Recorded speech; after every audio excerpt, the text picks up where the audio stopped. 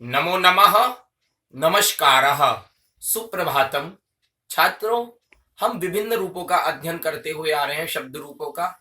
आज का जो अध्ययन का प्रकरण रहेगा वो अति विशिष्ट प्रकरणों में शामिल है। शब्द रूपों के में वो इसलिए शामिल है छात्रों, अस्मद और युष्मद शब्दों का आज हम अध्ययन करेंगे।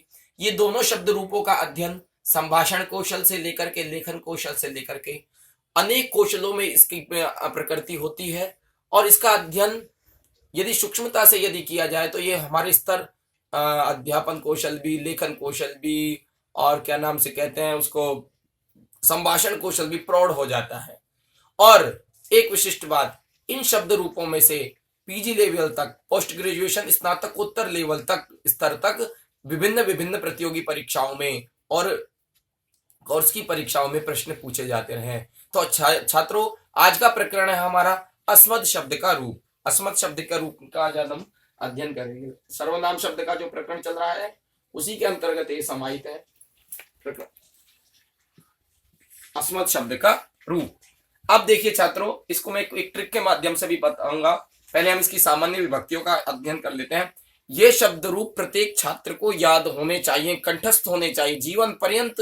यदि संस्कृत का अध्यापन आपको कराना है, संस्कृत में आपको रुचि है, तो अस्मद और युष्मद शब्द के रूप आपको याद होने ही होने चाहिए अनिवार्य रूप से। हम देखेंगे अब प्रथमा विभक्ति के लिए मैं चिन्ह बना देता हूं। प्रथमा, द्वितीया, तृतीया, चतुर्थी, पंचमी, षष्ठी और ये सप्तमी। ये मैं लिख कम इसलिए रहा हूं, समय की थोड़ी अल्पता रहती है, वीडियो अधिक लंबी हो जाती है तो छात्र देख नहीं पाते हैं। तो प्रथम विभक्ति से हम छात्रों देखेंगे अहम, आवाम और वयम। अच्छा, आपको इसका सामान्य अर्थ बता देता हूं। अहम तो जब हम खुद को संबोधित करते हैं, अहम गच्छामि, अहम पठामि, अहम लिखामि, वो अन्य कक्षा में आपको मैं समझाऊंगा। अहम का प्रयोग तो तब होता है, अहम का मतलब एक से है, आवाम का मतलब से हम दोनों से है, और वयम का अभिप्राय हम सब से है। वयम पठामा, हम सब मिलकर के पढ़ेंगे। इसके मैंने कुछ प्रयोग भी आपको कक्षाओं के दौरान में बताए थे, जब हमारे प्रत्यक्ष रूप से विद्यालय की कक्षाएं चलती थी।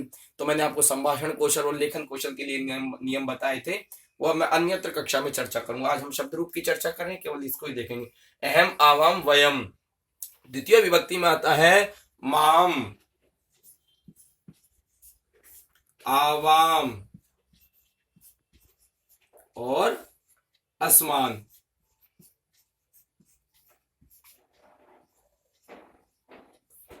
अहम, आवाम, वयम प्रथमा हो गया, माम, आवाम, अस्मान द्वितीय हो गया।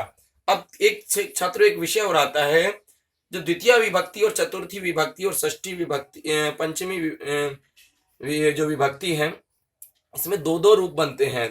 द्वितीया में बनता है, चतुर्थी में बनता है और षष्ठी में बनता है। क्या बनता है? माँ।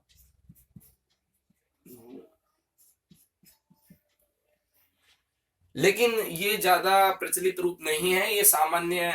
तो जो प्रचलित है मैंने आपको बता दिया, माम, आवाम, अस्मान। ये लेकिन कई छात्रों को जिज्ञासावश परीक्षाओं में, यदि प्रतियोगी परीक्षाओं में पूछ ले द्वितीया का एक वचन क्या होगा और माँ दे दें, तो आपको भ्रमित होने की आवश्यकता नहीं है, ये भी रूप बनता है, लेकिन प्रचलन में ये अधिक है।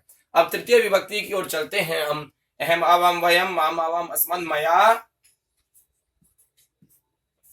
आवाभ्याम,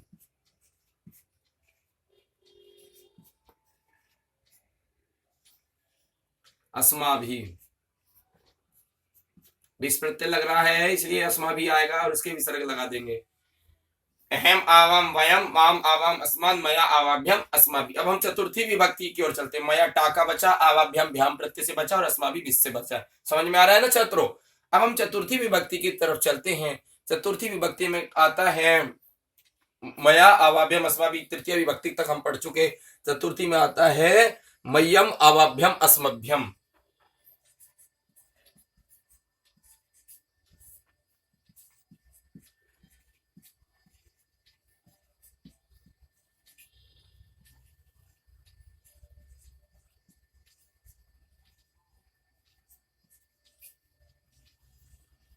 मह्यम आवाभ्यम अस्मभ्यम। चतुर्थी विभक्ति देखो, मह्यम आवाभ्यम अस्मभ्यम, ये चतुर्थी विभक्ति का रूप बनता है। छात्रों एक बात और मैंने आपको बताई थी, द्वितीय, चतुर्थी और षष्ठी में दो दो रूप बनते हैं, लेकिन प्रचलन में यह अधिक है। चतुर्थी में जो दूसरा रूप बनता है वो क्या होता है, मैं आपको बताता हूं। मे नौ ना, मे नौ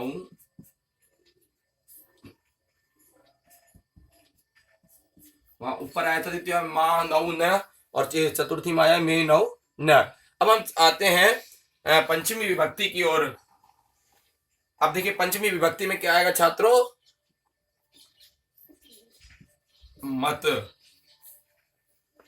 आवाभ्याम आएगा क्योंकि तृतीय, चतुर्थी और पंचमी में द्विवचन में रूप बनता ही है, आवाभ्याम। और ये आ गया बहुवचन में केवल अस्मत्। ये ध्यान देने दो, बाकी थोड़ा विशिष्ट परिवर्तन है। मत आवाभ्याम अस्मत्, ये पंचमी का रूप आ गया, मत आवाभ्याम अस्मत्। षष्ठी में जब हम चलते हैं तो षष्ठी विभक्ति में भी दो रूप बनते हैं। पहला जो प्रचलित रूप है वो बता देता हूं, मया मम आवयो अस्माकम। मम आवयो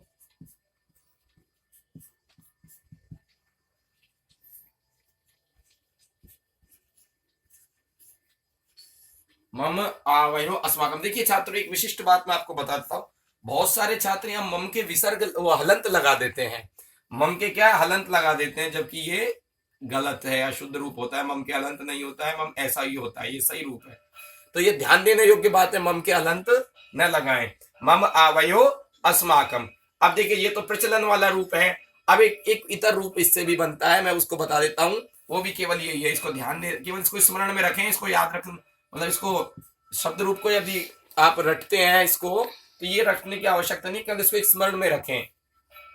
कभी परीक्षा में पूछ लिया जाए तो हम भ्रमित ना हो, केवल इसके लिए मैं बता रहा हूँ, इसको बताने की आवश्यकता में नौ ना। अब सप्तमी विभक्ति के लिए चलते हैं। अब देखो मई, प्रथमा बनेगा मई आवयो अस्मासु। मई आवयो अस्मासु, सुप्रत्यय दिखाई दे रहा है। आवयो ओस का जो ओस आवयो बचता है वो बचता है। अब छात्रों में आपको एक तरीका बताता हूं, ये हम आप इसका एक बार अनुवाचन करेंगे मेरे साथ। अहम आवाम वयम प्रथमा विभक्ति, माम आवाम अस्मान द्वितीय विभक्ति, मया आवाभ्यम अस्माभि तृतीया विभक्ति, मह्यम आवाभ्यम अस्मभ्यम चतुर्थी विभक्ति, मत आवाभ्यम अस्मत् पंचमी विभक्ति, मम आवयो अस्माकम षष्ठी विभक्ति, मई आवयो अस्मासु सप्तमी। देखिए जो हम संस्कृत भारती के विभिन्न शिविरों के माध्यम से कुछ इसको गीत कौशल से केवल हम प्रथमा विभक्ति का स्मरण रखेंगे, तो वो प्रथमा विभक्ति का क्या कहते हैं एक वचन का पूरा स्मरण रखेंगे, तो द्विवचन और बहुवचन सामान्य कुछ एक शब्द याद रखने पड़ेंगे और रूप हमारे मस्तिष्क पटल पर अच्छे से स्थापित हो जाएगा। देखिए मैं आपको तरीका बताऊं, सो गाने के लिए मैं बताता हूँ। देखिए केवल इसका एक वचन रूप बताऊंगा मैं अस्मत् शब्द का। मया मह्यम मत मम मयि रे, मया मह्यम मत मम मयि रे, मया मह्यम मत मम मयि रे। इसको यदि आप इस लय के साथ याद करेंगे तो आपके मस्तिष्क पटल पर चिरो स्थायी रूप से स्थापित होगा, अधिगम आपको अच्छे से होगा और आप भूलेंगे नहीं इसको।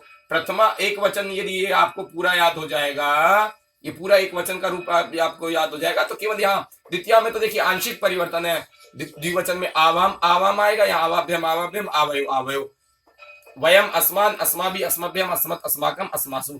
केवल कुछ एक रूप आपको याद रखने पड़ेंगे, तो इस लय के माध्यम से भी आपके एक वैकल्पिक स्थिति है, आप इसको इस तरह से भी याद रख सकते हैं।